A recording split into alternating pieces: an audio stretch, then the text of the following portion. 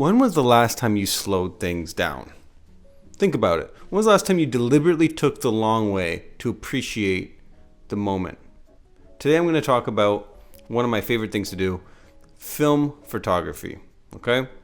Before we continue, make sure to like and subscribe. You're watching Gentleman Talks with Josh. So, film photography.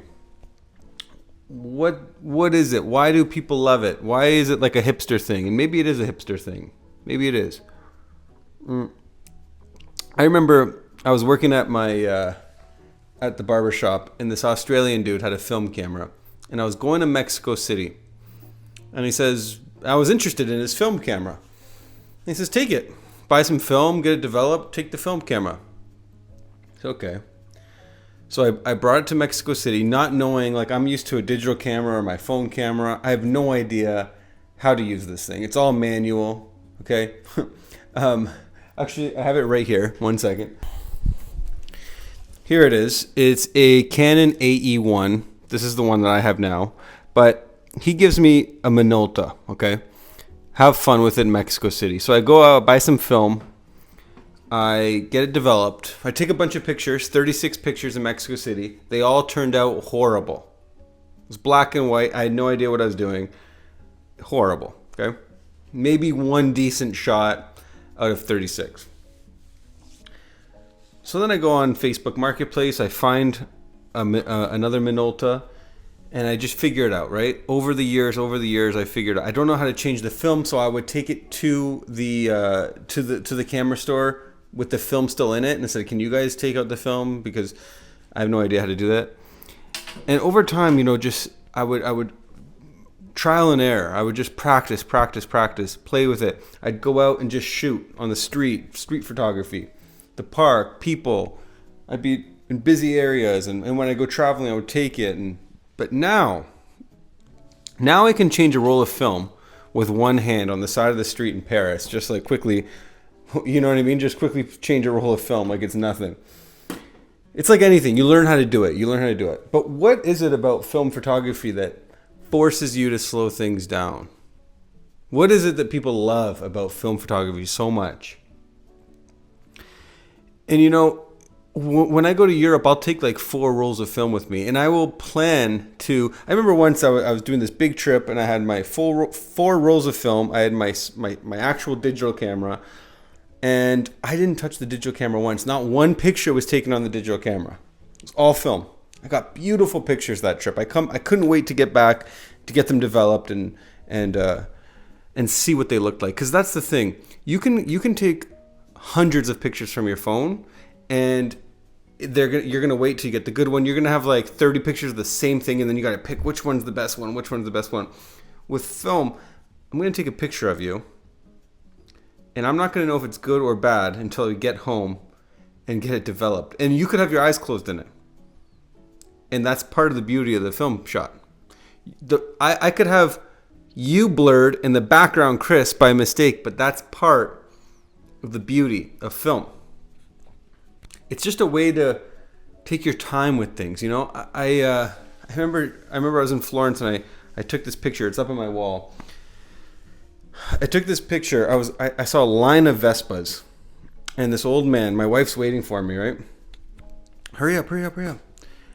I'm waiting for him to leave the shot, so I can get the perfect shot of the Vespas, right? I'm sitting there waiting. Oh my god, this guy's taking his sweet time. And he goes over to start one of the Vespas, and I'm like, you know what? Boom! I snap the picture with him in it, and I leave. And it's one of my favorite pictures that I took. He fits the picture perfectly. The way he's dressed, everything. He was made for this picture. Another time I was in Paris, and I was in the Latin Quarter walking around, and I just see all these cool like neon lights, this cool with all these restaurants, this street with all these restaurants, right? And I just snapped a picture. And I didn't even know that there was like a table kind of waving at me in the distance.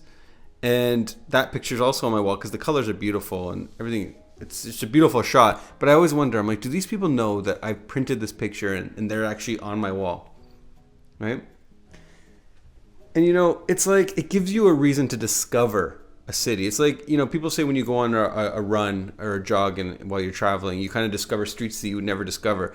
For me, it's the same with film photography, right? Like, And it's always better when I'm by myself. When I have like my wife waiting for me, and I see a great shot, or I go get a vantage point for a great shot. But it's always better when I'm like, you know what, go back to the hotel. I'm just going to shoot for a few hours and I get the best shots that way because I have no time and I can just think and move between streets kind of quicker, right? I remember she was tired, it was hot. I'm like, go back to the room in Naples. I'm just going to shoot. And I got some of the best shots. Like, it's such a busy place, but I remember just waiting. I seen this beautiful vantage point of this side street with all the clotheslines and everything. And just waiting for like no one to be in the shot. And eventually I had that quick moment, snapped the picture and left.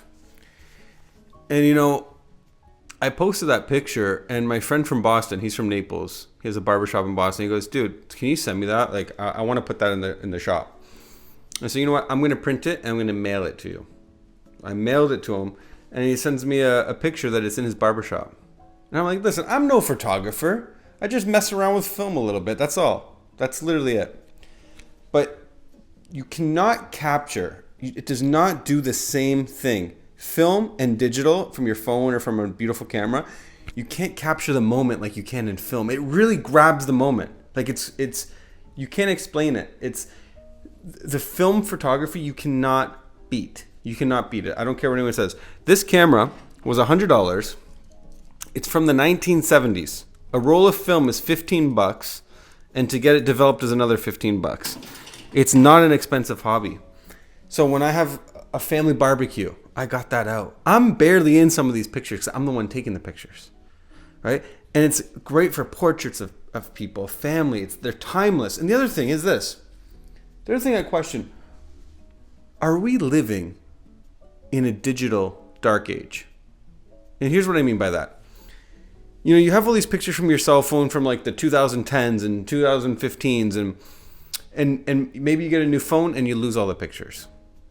Or maybe you have them on Facebook in an album, maybe, and they're crappy quality. If you ever want to print those pictures, they're going to be crap because you're going to pull them from Facebook and then you're going to print them. They're going to look distorted. They're going to look brutal. But like, so are we losing these pictures? Like, do you have pictures from 2007? Like, maybe you have some decent good ones, but you probably don't. They're probably gone in the midst of digital stuff, slop, just out there in the world, right?